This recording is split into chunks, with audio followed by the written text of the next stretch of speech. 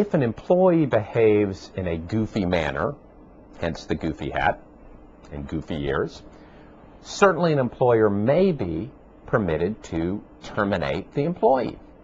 But firing is a far cry from beating the heck out of the employee or defaming him or otherwise carrying out tortious behavior in retaliation for an employee's goofiness.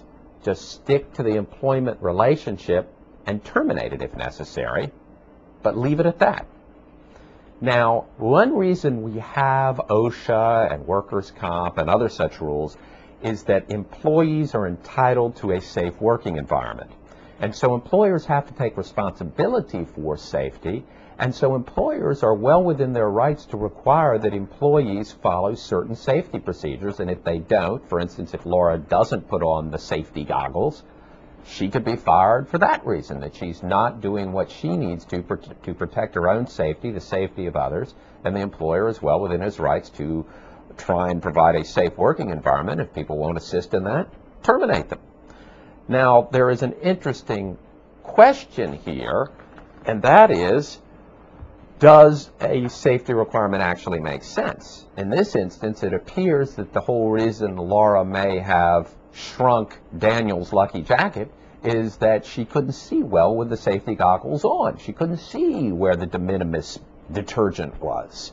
And so if the requirement doesn't make sense, if the equipment is not appropriate for the task, if the equipment is somehow defective, then perhaps the employer could be held accountable for such wrongful requirements being imposed on the employee.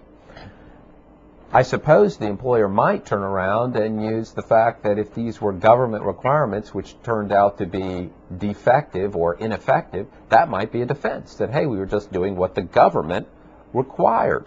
Then again, if there was a problem with the equipment, shouldn't Laura have told Paul about it? Shouldn't she have said, I can't see through them?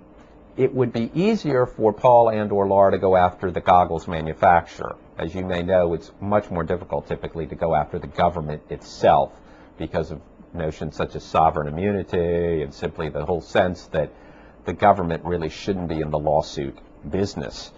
Now, as for Laura's pursuing Paul, one must understand an employee has duties to the employer, and the prime duty typically is simply to produce a satisfactory work product. So in return for compensation paid for work, the employee is supposed to be loyal, the employee is supposed to be careful, the employee is supposed to do within reason what the job calls for. Laura's carelessness, her messing up Daniel's jacket, could be grounds for dismissal. Her clumsiness, her being goofy, could be grounds for Paul saying, I've had it, you've done this before. Maybe she hasn't done it before, but it's so extreme, he feels it's within his grounds to demote her, fire her, dock her pay. What is the problem with respect to Paul's response? It is not that he has no right to do anything. Clearly he has plenty of rights, especially if she's an at-will employee. He can just fire her. Even if she is a contractual employee, there probably are bases for cause for termination or at least demotion or docking. The problem is he goes beyond what an employer's rights are in this situation. First of all, he does something which legally is probably not a problem, but certainly in terms of managerial style is problematic, and that is calling Laura a clumsy fool.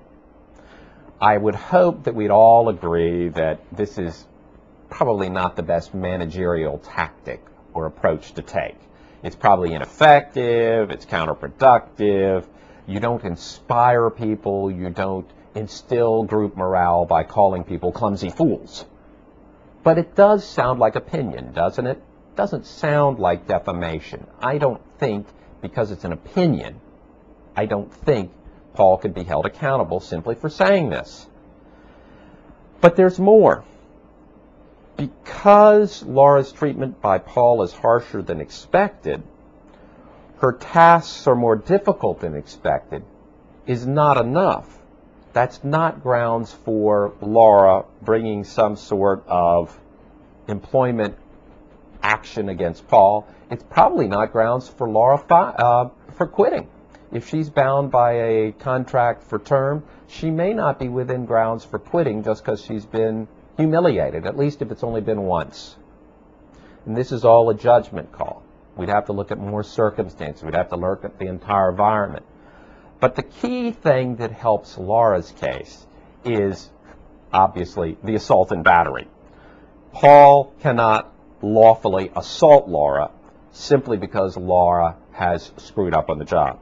And that gives Laura the right to quit from any long-term contract or any other arrangement that might otherwise have restricted her. Maybe she couldn't quit for being called a clumsy fool, but she certainly could quit for being assaulted.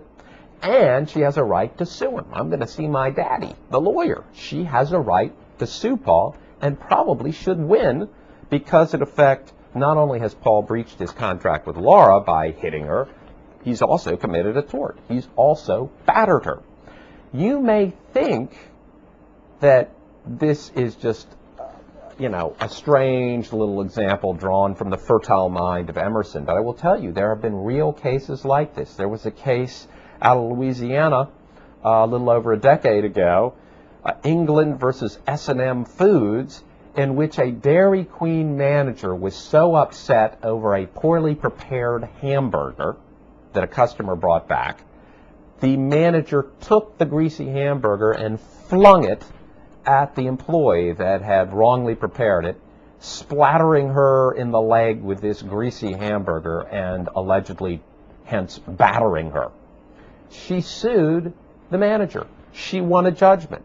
Now, the amount she won was only about $1,000, but the principle of the case essentially was the manager, no matter how mad he was at the employee, could not batter her. He had grounds for what? For possibly terminating her, demoting her, docking her pay, taking other measures, but to go that extra step and actually assault her, he clearly was not within his rights. And what's interesting, too, in this area is once you go beyond simply sticking to the contract and possibly terminating or demoting or taking other measures within the employment contract, what do?